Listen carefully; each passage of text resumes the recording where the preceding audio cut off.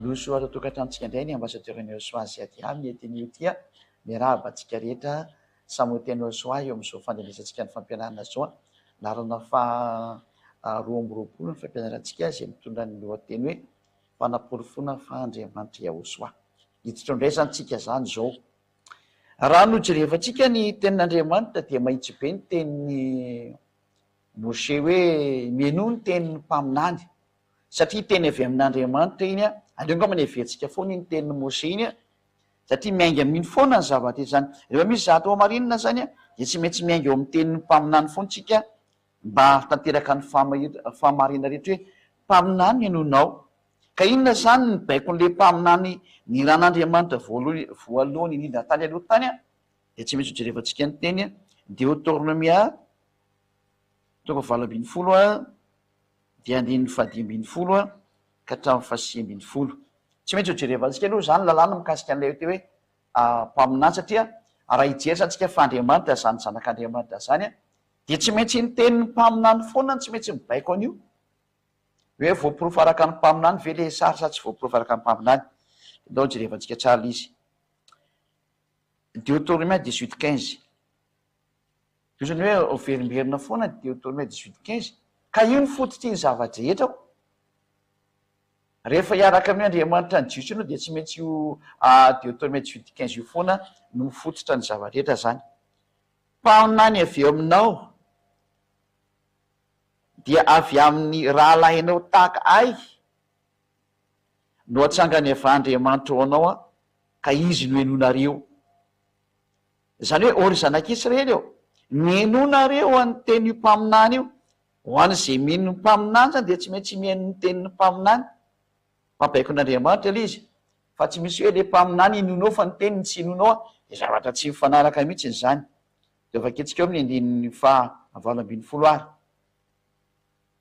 mpaminany no hatsangako azy avy amin'ny rahalahiny. Ity mpaminany ity zany dia tsy idina foana fa Israelianina satria avy eo amin'ny rahalahiny eo. Io le nazavaiko foana satria hitondra azy hamakivaky ny tany hevitra mandra-patongany any amin'ny tany Kanana na Israela amin'izao tsika miteny zao. Zay. Ka ataoko ao am-bavany ny teniko. Any ny teniko roa Andriamanitra dia ataoko ao am-bavany ka olazainy aminy izay rehetra andidiko azy. Zany hoe le tenin'ny mpaminany zany dia didy io.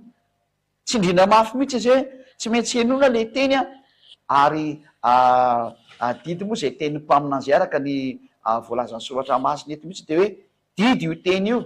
Zany hoe tsy azonao atao mihitsy zany hoe mialaala amin'io teny io fa raha vao mpaminany izy zany dia didy. Ka tika moa zany tao amin'ny fampianarana teo aloha dia nahita mihitsy fa Joshua izay mpaminany ka raha vao miteny zany Joshua dia didy koa iny dikan'izay. Satria nanaiky azy zany daholo ny Israeliana rehetrarehetra ny vahoaka Israelianina dia nanaiky azy zany dia mazava zany fa rehefa hita teo amin'ny asa moa izy da teo amin'ny asa sy ny herina asehony teo amin'ny teny izay navoakany dia trandeha fantatra izy fa mpaminany satria nitondra soa ny zanak'Israely. Ary zany natonga zanak'Israely tena faly be taminazy. Saingy moa nisy ny ratsy saina dia ritsy jiosy rehetra ilay mpitondra fivavahana jiosy ny ratsy saina taminy noho ny amin'ny tsy fitiavana satria nitondra zavatra tsara i Joshua dia noho ny amin'ny fialohana dia nokendrena ho vonoana izy hoe anao vonoana any. Zay re zava-toza nataon'ireo Israeliana mpitondra fivavahana. Ary manakandro andro hoe mpitondra fivavahana Israeliana ireo tsy tian'i Joshua nefa raha ny soa vitan'i Joshua teo aminazy hitady hatsarana raha ho tadiavinao raha ny tapo tanety vao mainka hoe misy zavatra tonga aminao fa zany le atao hoe fialolana fotsiny zao. Zay. Ka etsika zany dia mahita mihitsy ny hoe ilay mpaminany zany dia ataon'Andriamanitra ombavany ny tenin'Andriamanitra ary olazainy aminy izay rehetra andidiko azy. Zany hoe didy zany io mandeha io zany dia noho amin'izay ary raha ohatra ka tsy hanona iny didina voakan'iny mpaminany dia ahoana hoe tsy arana zany le tenin'le mpaminany dia zao. Ary zay rehetra tsy mihaino ny teniko izay olazainy amin'ny anarako satria iahavany maniraka anazy dia zaho no hitsara azy. Tandeha ho tsaraiko nareo izy Andriamanitra io. Ozy ilay Elohen'i Israely zany.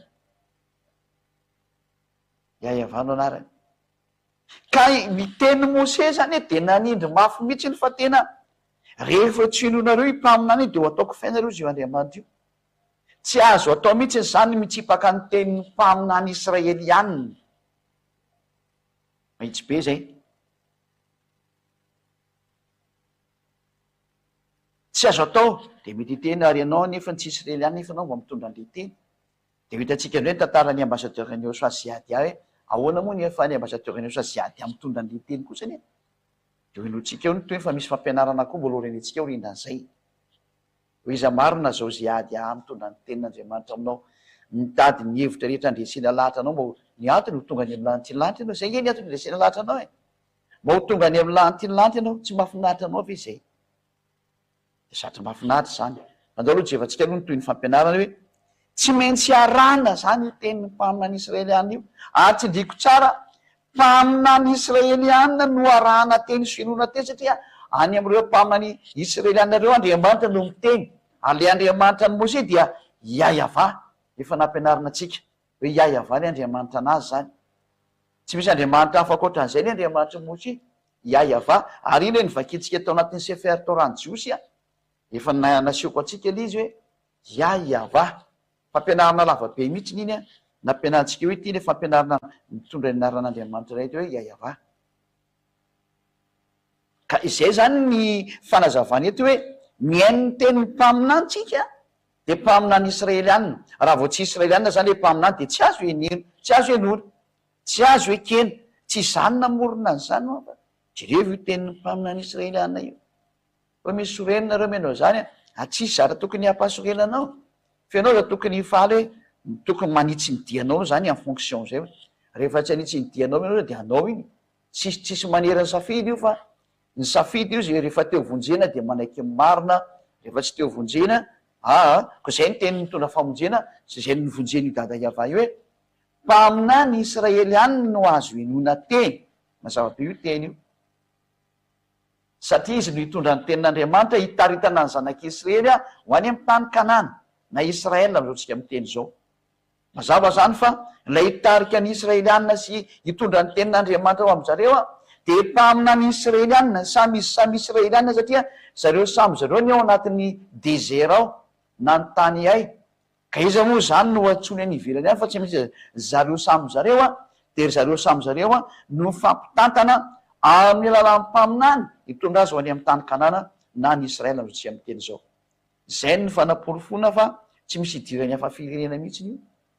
Tsy tafiditra ao ny malagasy na ny frantsay ny anglisy nizaniza fa zareo israelianina irery ihany io mpaminany resana io hoe ny mpaminany ankoatran'ny israelianina zany dia tsy mahazo miditra ao mihitsy. Fahalalana navoaka ny dadabe Mose zay ho any zay mino Mose dia hoe tsy mahazo miditra ao ankoatran'ny israelianina. Ary rehefa mpaminany israelianina dia tsy maintsy enona ny teniny ho any zay mino mpaminany israelianina. Fa rehefa tsy mino moa anao zany ka ianao zany tsy mino, normaly ianao tsarain'Andriamanitra. Ka hitodika amin'izay tsika zany satria enona ny tenin'ny mpaminany israelianina, ahoana zany ny tenin'ny Jehosua satria itsika nahita tao amin'ny fampianarana larana faha 120 fa tena mpaminany izy. Ny vahoaka nanamarina fa mpaminany izy dia andao raha jerevana ny tenin'ny Jehosua hoe laza ve Jehosua fa tena Andriamanitra izy tena misy an'izany ve eo? Dia tena misy an'izany io satria ny atao hoe zanak'Andriamanitra dia Andriamanitra. Dolo vakitsika zay teny zay hoe araka ny voalazan'ny boky ny Salamo zany. Rehefa miteny ny tenin'Andriamanitra hoe zanak'Andriamanitra dia Andriamanitra ny dikan'izay. Zay aloha zany no apetrakitsika hoe ny tenin'Andriamanitra dia nametraka didy mihitsy ny taloha amin'ny Salamo hoe zay rehetra atao hoe zanak'Andriamanitra dia Andriamanitra izy. Tsy azonao lavina zany satria teny mpitondra teny eo amin'ny bokin'ny Salamo any zany ao mpitondra teny Israel Salamo vakitsika Salamo 82:6. Salamo 82:6.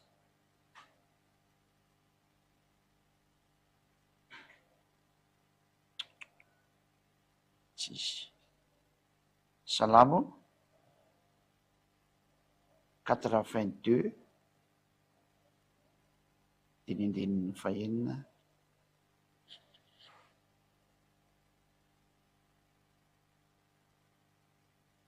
Hoy izao ny andininy fahenina zany. hoy zao Andriamanitra ianareo ary zanaky ny avo indrindra ianareo rehetra. Mazava dia mazava mihitsy le tenin'Andriamanitra hoe Andriamanitra ianareo ary zanaky ny avo indrindra ianareo rehetra, zany hoe zanak'Andriamanitra zany. Ka eto zany ny lalàna dia miteny mihitsy araka amin'ny bokin'ny Salamo hoe rehefa zanaky ny avo indrindra zany a dia Andriamanitra zay. Andriamanitra zay ny soatra masina. Ka andao jerevantsika raha ohatra ka tena nyteny io zanak'Andriamanitra io hoe zao dia zanaky ny avo indrindra, zany hoe zanak'Andriamanitra izy zany dikan'izay, zanaky Iayava zany. Ndao jerevantsika raha nyteny an'izay izy, raha nyteny an'izay izy a dia Andriamanitra izy, tena Andriamanitra mihitsy izy. Fa raha tsy nyteny an'izay izy a, io zanak'Andriamanitra mpaminany lehibe io Yahosoa io, raha tsy nyteny an'izay izy a dia tsy Andriamanitra izy. Fa raha vao nyteny kotsiny izy hoe zanak'Andriamanitra aho dia Andriamanitra izy ny dikan'izay. Andao jerevantsika izy satria mazava io lalàna hitantsika hoe hoy zao Andriamanitra nareo ary zanaky ny avo indrindra ianareo rehetrarehetra, zany hoe ny zanaky ny avo indrindra zany a, ny zanaka ny Iayava dia Andriamanitra izy ny dikan'izay. Asa tena mahafinaritra be mihitsy zany, tena mahafinaritra be. Ka andao jerevantsika mihitsy raha ohatra ka niteny an'izay hoe zanaky ny avo indrindra zay Yahosoa, dia hoarantsika donindray ny tenin'Andriamanitra izay nambarany Yahosoa ny mikasika ny am'izay hoe zanaky ny avo indrindra zay zany. Dia vakitsika eo amin'ny bokin'ny Lioka toko 2:20 a, dia vakitsika eo aloha Lioka toko 2:20 a.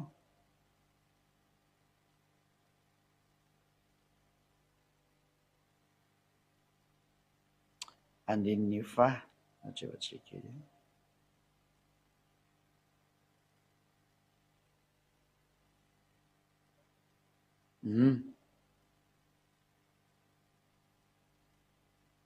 Vingt-deux 70. Dia hoy izy rehetra, zanak'Andriamanitra ve ary ianao? Ary hoy izy taminy, voalaza nareo fa izao no izy. Zay ary. Mazava be zany fa tena nametrahana fahantaniana mihitsy ny Yahosoa teto hoe zanak'Andriamanitra ve ianao?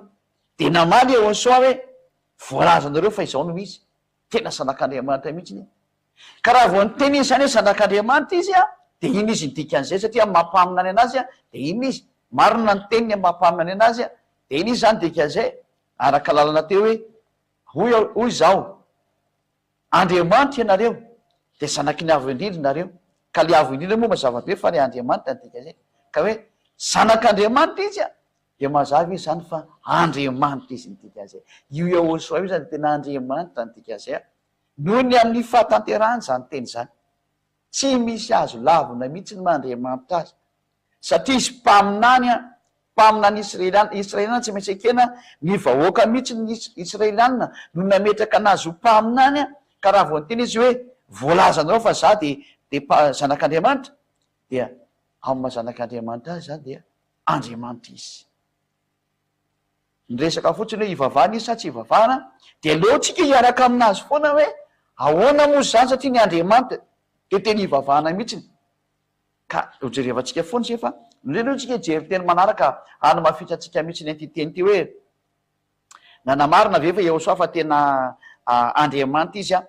Dia ovakitsika indray ny bokiny eo amin'ny Matthieu toko 7:15 Matthieu 17:5. Vakitsika indray ty teny ty Matthieu eto moa zany tsika dia hita mihitsy ny hoe nisy teny nidina mihitsy rehefa ny an-danitra ny teny taminy hoe ity ny zanako malalako zay sitrako, dia ity ny hoe zany hoe avy any amin'ny lanitra mihitsy no miteny fa zanak'Andriamanitra izy. Matthieu 17:5 zany. Zany hoe Andriamanitra mihitsy zany no manam-porofo amin'ny olombelona eto fa Andriamanitra izy fomba mieritreretra amin'izay ianao. Inga vakitsika ny teny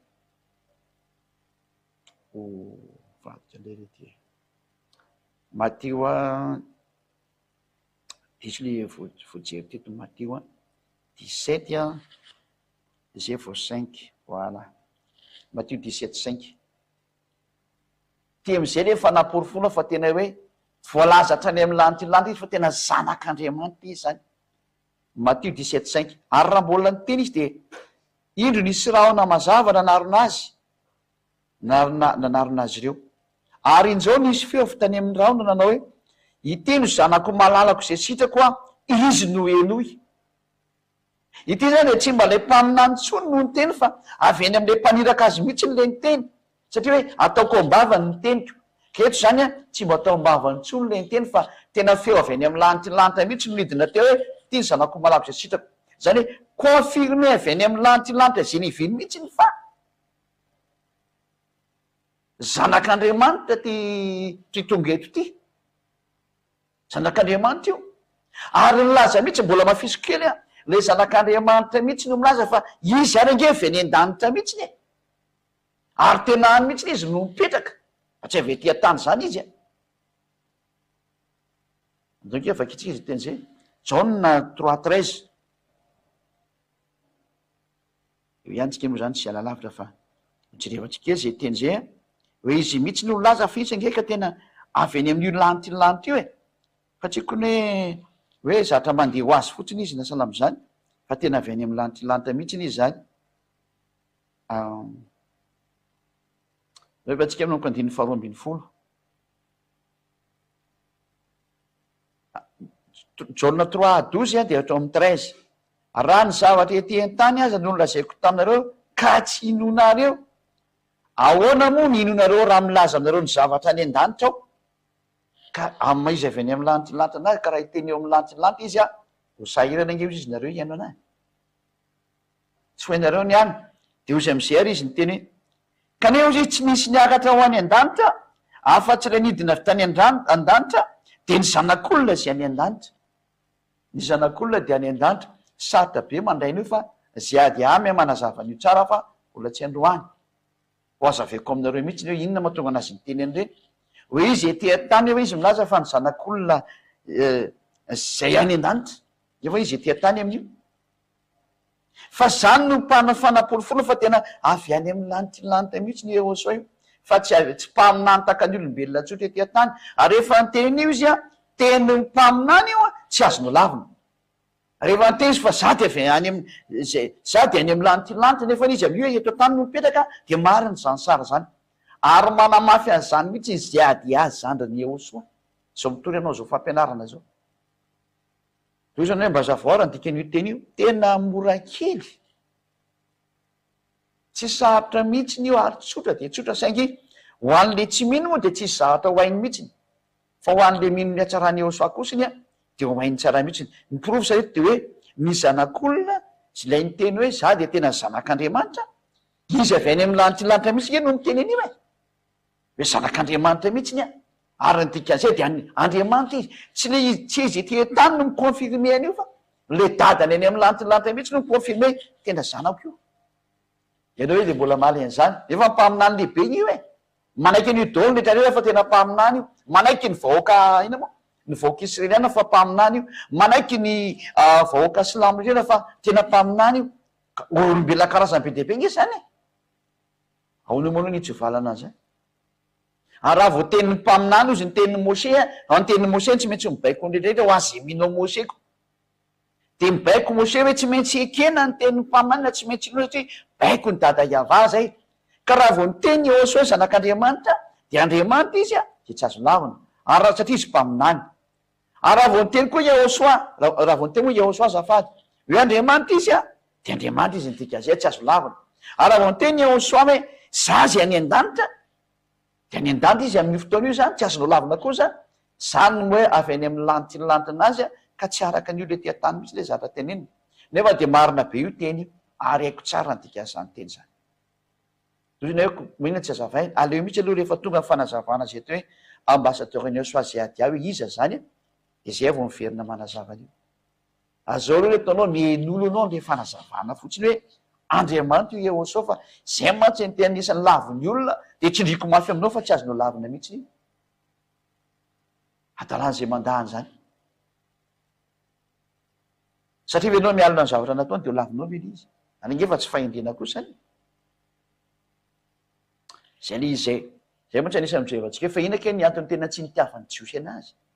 Fa raha zatra nataony Eosa mahafinaritra be hoe tokony ho lavina ve ny natao. Fa de fialonana fotsiny zao e, tsy vita le nataony de ny alina. de modina sina motif hoe kainao zao hitatsika io hitatsika hoe fa mbola fampianarana ry manokana moa zay dia mahatonga anaty sovaliko androany daoary toetsika ndray ara ny toy ny fampianarana manaraka hoe ovakitsika ndray ao amin'ny jaune toko fasivy jaune neuf de ny 35 hatrany amin'ny 38 no vakitsika zany jaune neuf 35 hatramin'ny 38 jaune neuf eto zany de ny olona no miteny hoe tena mba tsy mazava kosiny fa zanak'Andriamanitra ny zany 35 hatramin'ny 38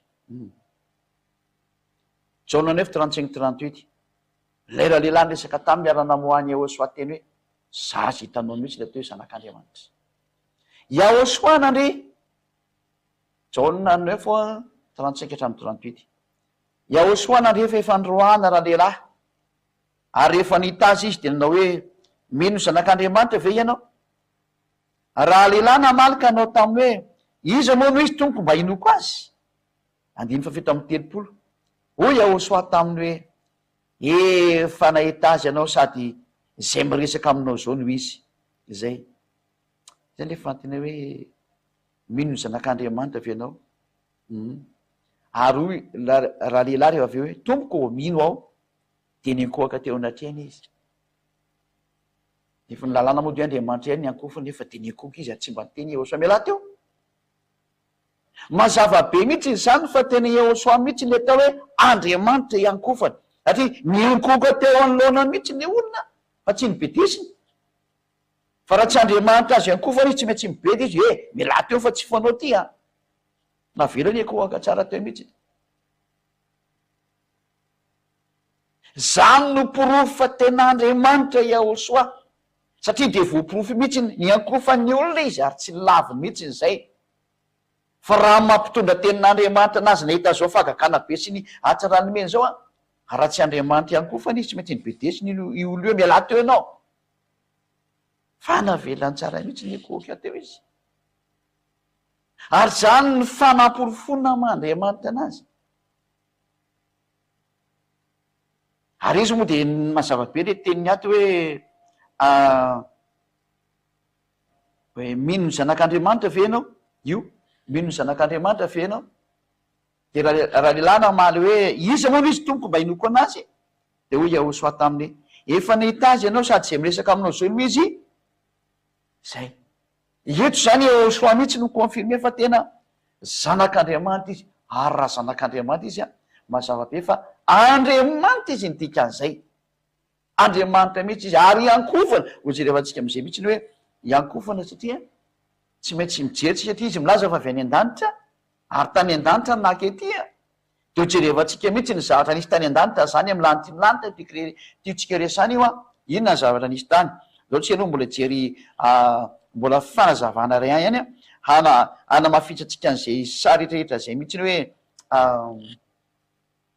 maninona moa hoe tena tsy azo lavina nge ny teny io zanak'Andriamanitra io misy teny kely jerevantsika eo Matthieu 3:17 aloha mbola nisan'ny sary kely manamarina azy kely atsika aloha na moa voalaza atomity Matthieu 3:17 tokoa raiky izy jerevantsika kely ny fanazavana ny teny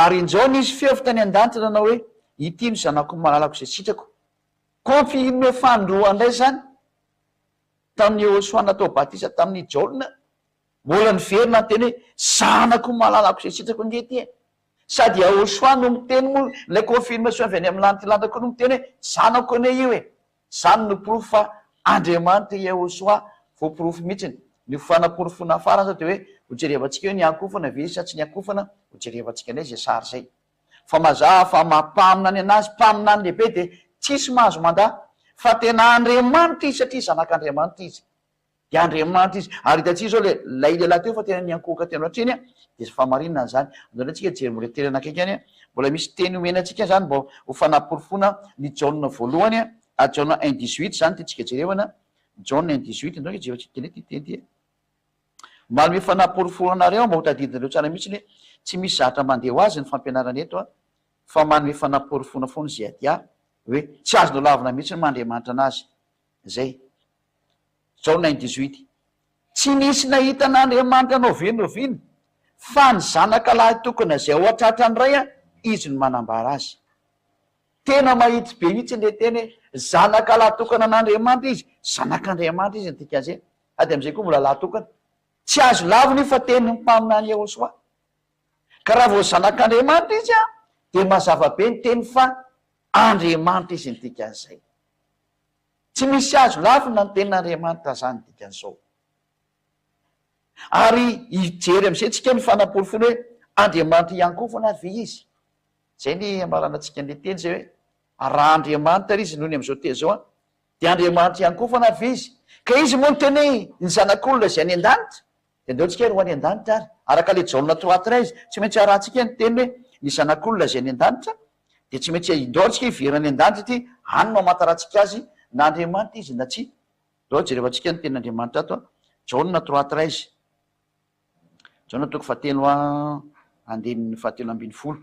De jerevantsika am'izay ten'Andriamanitra ihany koa foana vy izy ary tsy nisy niakatra ho any an-danitra fa tsy nidina avy tany an-danitra de ny zanak'olona zay any an-danitra. Le zanak'olona nefa ny hoe tia-tany ka rehefa nyteny izy hoe za sady tia-tany no zany am-danitra ny milanitra ambony any a any amin'ny lanitra lahatra any a de tsisy afaka mamaly satria teny ny mpaminany io.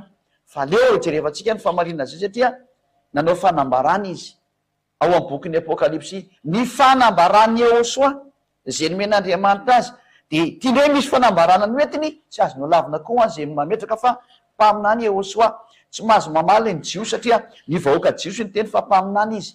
Tsy mahazo mamaly ny zanisa satria ny fanambarana de avy any amin'ny Jehosoa ary raha vao Jehosoa manao fanambarana de tsy maintsy manaiky dao zay rehetra milaza fa mpaminany Jehosoa.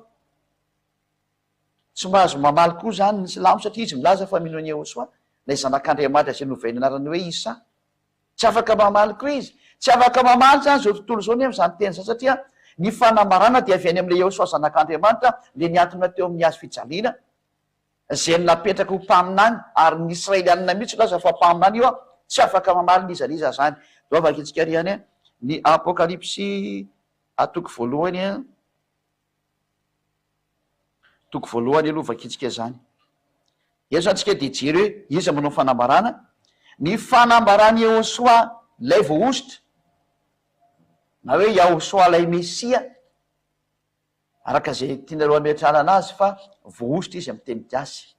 Ny fanambarany Jehosoa zay nomen'Andriamanitra azy mba asehony amin'ny Jaona mpanompony zay zavatra tsy maintsy ho tonga faingana. Zany hoe Andriamanitra zany tia ilay Jehosoa hitatsika fa Andriamanitra izy satria zanak'Andriamanitra izy de tsy azo lavina zany ty fanambarana ataony ty. De aleo ny fanambarana no jerena raha Andriamanitra izy na tsy Andriamanitra. De satria le zavatra any amin'ny lanitra lanitra ny resana izy avy any amin'ny lanitra lanitra de aleo tazantsika tao amin'ny lanitra lanitra tao hoe nametraka anazy ho Andriamanitra hivavahana mihitsy hoe tao amin'ny lanitra lanitra dao jerevana aloha ny lalàna. Ity ny lalàna navoakan'io Jehosoa io satria namoaka lalàna izy amampahamany anazy a de misy lalàna navoakany ary zay lalàna zay moa no arahana ato am'ty fanjakana masina ty a lalàna ny Jehosoa satria sady mpaminany izy no Andriamanitra mpamoaka didy mpamoaka lalàna didiny men'Andriamanitra azy le izy ka ity ny didy nomeny nareo vakitsika aloha le hoe mamoaka didy izy a Jaona 12 a sonareo milaza hoe aiza koa izy mamoaka didy mamoaka didy io Andriamanitra be io ay Jaona 12 a 49-50 vakitsika zany aminarany Jehosoa lay mpaminany lehibe tsy maintsy ekena ny teniny. Jaona 12 49-50 raha vao zany de miady amin'ny Mose ianao. Jaona 12 49-50 satria zao tsy miteny ho ahy fa nira izy naniraka izy no nandidy azy eo laseko sy otoriko. Zany misy didinay zany ty nalefa makany amin'ny Jehosoa ary fantatry fa fiainana mandrakizay ny didiny zay ary lay didina ampitondrainy any Jehosoa ty zany a de fiainana mandrakizay mazava be zay teny zay zany. Ka io ary fahitatsika eo amin'ny bokin'ny Apokalipsy ny didy Andriamanitra izy sa tsy Andriamanitra ary ivavahana sa tsy ivavahana dao jerevantsika ary ny teny ao amin'ny bokin'ny Apokalipsy izy ty mamoaka didy koa izy. De aleo ny bokin'ny Apokalipsy iny anamarina ny teny aleo hoe ahoana moa ny kalite ny atao hoe Andriamanitra, ny atao hoe Andriamanitra de zao ivavahana. Raha ivavahana izy zany de zay le tena Andriamanitra ivavahana. Vakitsika ny Apokalipsy toko 2 andininy 7 ty lalàna ty lalàna atao amin'ny Jehosoa no meny dada iavana azy Apocalypse 29. Dia izy tamiko, tandremo aza manao an'izao fampanompo namanao ihany aho, satria lay Jona zany nikoka teo anoloana an'le tongotry le anjely efa nahita ny fanambarana, de nibedesy le anjely izy hoe aza manao zao fa mpanompo namanao ihany aho, fa Andriamanitra ihany ny vaovao zay. Aza manao zao fa mpanompo namanao ihany aho sady namany-paminany rahalanao, tsy izay mitandrina teny am'ity boky ity. Andriamanitra ihany ny vaovao, ataotsika ngeda be mihitsy. Zany hoe raha mivavaka ianao zany de le Andriamanitra ihany no azo ivavahana. Zany hoe raha vao tsy Andriamanitra zany de tsy azo ivavahana. Fa ny Andriamanitra ivavahana zany de mazava be mihitsy. Zany hoe raha vao tena Andriamanitra iankofana zany de eny no mahazo mikoaka. De ndao jerevantsika raha Andriamanitra iankofana mihitsy sy ivavahana mihitsy ny Yehosoa. De ndao jerevantsika ny boky ny Apocalypse toko 5 ary zay no entsika mamarana anazy. Apocalypse ilazana fa tena hoe tena Andriamanitra ivavahana fa izy ka zay manaiky fampaminany Yehosoa de tsy maintsy manaiky an'ity teny ty satria fanambarana avy eny amin'ny Yehosoa ty ary sary tao amin'ny lanitra mihitsy le nomeny araka le teniny hoe ny zanak'olona zay any an-danitra de any amin'ny lanitra lanitra zany. Any zany ka aleo jereva le zava-misy anazy zany le misy anazy zany de ny Apocalypse toko 5 vakitsika minompo ny andininy fahinana angamba izay amin'ny amboniny andininy fahinana. Ary hitako faindro teo voany sy zafiandrianina sy zava-maneny efatra ary teo voan'olona de nisy zanak'ondry. Io le hoe indro ny zanak'ondr'Andriamanitra zay manehotra ny fahotany zao tontolo zao izy ny olona, ary amin'ny bokin'ny Jaona no misy an'izay. Ary hitanay ny voninahiny sy ny maro samihafa ny teneny izay moa tsy tadidiko nareo le rangahy izy anarina izy zay ny voalazany zany zay ka Yehosoa le zanak'ondrin'Andriamanitra voalaza eto zany. Izy io zanak'ondry io, Yehosoa io zanak'ondry io sao de tsy hainao, ka eo maha zanak'ondry anazy zay mihitsy ny ny lazantsika ny hatsarany sy ny famareny aminao hoe izy Yehosoa ty resana ty de nitsangana tahaka ny vovovony izy nanana tandroka 7 sy maso 7 de ny fanafiton'Andriamanitra ny rahana ka any amin'ny tany rehetrarehetra. Zay io zany voalohany io zany le Yehosoa ino zay. Io le hoe le teny tonga nofo ary le teny de nonona tamintsika zany, le hoe ny teny tonga nofo zany izy. De tonga izy ka nandray ny boky teo an-tanakavanana mipetraka teo ambony seza fiandrianana, nalainy Yehosoa zany lay boky teny amin'ny tananakavanana mipetraka teo ambony seza fiandrianana. De rehefa niraisiny Yehosoa lay boky satria izy le zanak'ondry, le ngano jevatsika kely zay hoe zanak'ondry zay le ohatry karotsika kely izy de misita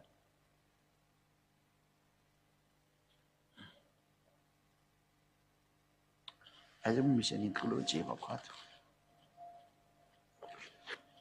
raha ho tadidiko kokoa le any misy an'izay leo ilayntsika mihitsy le mijery an'izay satria mametraka fanontaniana ilo aiza moa io zanak'ondry io iza marina io de aleo zany jerevantsika izy.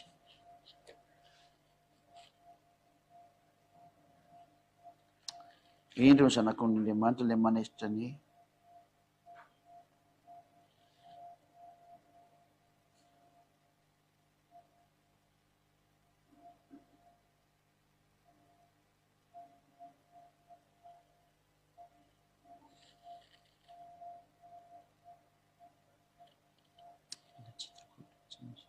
jerevantsika iny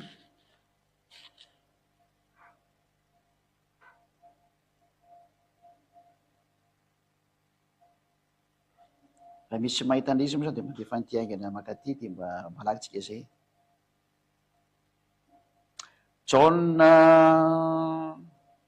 Jaona toko voalohany Jaona 1:29 zany ty le zanak'ondry ty Jaona 1:29 no ny ampitsy de nahita ny Yehosoa avy nanatona azy Jaona zay Jaona izy zany ka de hoy izy indro ny zanak'ondrin'Andriamanitra. I Jaona mio mpaminany samy mpaminany eto zany no miteny satria ny olona nanaiky fa Jaona de mpaminany. De hoy izy indro ny zanak'ondrin'Andriamanitra zay manaisotra ny fahotany zao tontolo zao. Ka io zany le zanak'ondry zany Yehosoa ty resana ty hoe zanak'ondrin'Andriamanitra zay izay. Ka i Jaona moa Jaona mpanao batisa io ny olona mino fa i Jaona mpanao batisa de mpaminany ihany koa. Zany hoe mpaminany samy mpaminany miona de ozy le mpaminany Jaona miteny hoe io ny zanak'ondrin'Andriamanitra io. Ka Yehosoa zany le zanak'ondrin'Andriamanitra tsy azo lavina zany fa tenin'ny mpaminany koa zany.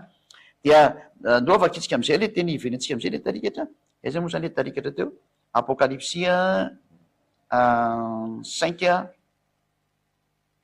de efa kitsika amin'nomboka andininy fahenina fahavalo am'izay zany eo amin'ny fahavalo ary rehefa nandray ny boky ary izy le zanak'ony zany Yahosoa io ny zava-manana efatra sy ny lolo efatra amby roapolo dia ny ankoka teo anatreny zanak'ony io arafatra de ny kohaka ary bevan'Andriamanitra io satria Andriamanitra ny akekeo ile Elohim-n'Israely eo izy ireo zany eto zany zao le Elohim lay dada Yahvasy Yahosoa zany reo le Elohim reo satria pluriel-ny Elohim de Elohim zany de reo izy roa reo teo anatreny zanak'ony sady samy manana lokanga sy lovia volamena feno didikazo manitra izy de vavaka ataony olona masina zany zany hoe sady ny akoka izy no mitazona an'ilay lovia feno didikazo manitra sady manana lokanga lovia feno didikazo manitra zay misy teo sady manana lokanga misy lokanga zany eny sy lovia volamena feno didikazo manitra miaraka amin'ny lovia zany miaraka eny dao zany le izy de rehefa zareo no manao ny fihetsika mitazona io ka miankoka de mivavaka izy nydikan'izay ka eto zany de tena le ten'Andriamanitra hoe Andriamanitra ihany ny vavao ka nivavaka ny lolo efatra amby roapolo nivavaka ny zava-mahana evatra tamin'ny Yahosoa Andriamanitra izy zany sa tsy Andriamanitra valy teny Andriamanitra izy ary ivavahana sa tsy ivavahana mazava-be ny teny vavaka ataony olona masina ny vavahana mihitsy ny Yahosoa tsy mba Andriamanitra tsotra fotsiny izy hoe Andriamanitra takany fiteny fa Andriamanitra teny ivavahana izy sady ankofana ary diraina sy memboninaitra taka ny dadany voninahitra nazy mianaka mandrakizay mazava am'izay fa taorianan'izany fanazavana zany na ninonao tsara dia roa miavaka tsara ny Andriamanitra ary mazava be dada Yahva anankiray ary Yahosoa anankiray reo le Andriamanitra mpamonjy ary nitondra olo amin'ny fanafana amin'ny fahotana ary sy miaraka aminy tena tsy mahay manota intsony zay zao toriny ambasadeur-ny Yahosoa ziady azo engane mba teny ho falibenao mainao zany teny zany engane ka teny ho ravoravo anao fa nahitan'le tena mpamonjy ianao ary io famonjena io misy eny tsy zakany jiosy ka namono ny jiosy anazy hitinao fampianarana manaraka motsika fa de zay ny fiafaran'ty fampianarantsika androany tya mazava be am'izay fa ifaly be am'izay reo zay nino fampianarana fa tena Andriamanitra Yahosoa lay mpaminany no miteny an'izay lay mpaminany Yahosoa lay mpaminany lehibe mihitsy no fanambarana fa Andriamanitra izy tena tsy maintsy ankofana mihitsy izy ary zany ny atsarana atao aminazy ny Israelianina nafantatra fa tena mpaminany izy ny vahoaka Israel ary rehefa ny vahoaka Israel no miteny fa mpaminany izy de tsy azo lavina ny teniny zay mandany zany mpaminany zany de ho fahaizan'Andriamanitra normal ange ny fahaizan'Andriamanitra ny jiosy anisana nafahaizana azy koa zany ka izay ny teny ho atsika rehetra fa de miraso atsika rehetra samy teny Yahosoa ho tonga soa ty amin'ny lantilantana radian'ny Yahosoa am'izay na rehetra rehetra voninahitra ho azy mianaka teo amin'ny dada Yahvasy Yahosoa mirary soanao tonga ty amin'ny Yahosoa am'izay anatin'ny Yahosoa fa tsara loatra zao teny inao zao ary ivavakatsika aza so la betsaka dada mala Yahva nampafantarinao sy nampianarinao ny atsarana de ny atsaranany aminao tena niporofonao mihitsy ny hatrany amin'ny lalàna sy ny mpaminany rehetrarehetra any fa tena mpaminany zany Yahosoa zanakao zany ary na ny vahoaka jiosy aza ny aiky fa mpaminany izy fa ny fielona ny mpitondra fivavahana mpitandrina didifolo ihany de efa raha tamina mono anazy tonga nefa ny fotoana tsy maintsy ampiarehina ny atsarana tsy maintsy ho aseho eniny zao tontolo zao ny fahamarinana tsy mety maty zany Andriamanitra Yahosoa zanakao zany fa na de ny vonona ry izy teo amin'ny azy fijaliana velona foana ny asany ary velona ny heriny velona ny anarany tsy azo vonona zany zay ny natongavany ziady ahy hamerina n'lay anarana homemboninahitra anaranao dada Yahvasy Yahosoa voninahitra nareo mianaka mandrakizay ta io ara zao teny zao hitondra sosy fahasoavana ho an'izay miaina ary de mamalivavaka manakariva hitany tsirairay avy ianao dada mala Yahva voninahitra nao mandrakizay misaotra ny amin'ny teny sy ny fampianarana mankalazanao hatrany fa raha betsaka dada Yahva amin'ny anaranao Yahosoa no azany vavaka rehetra zany halleloia amen de miraha sotsika raha samy teny Yahosoa ho amin'ny fitezan'ny fampianarana manaraka indrindra Filao matory ary.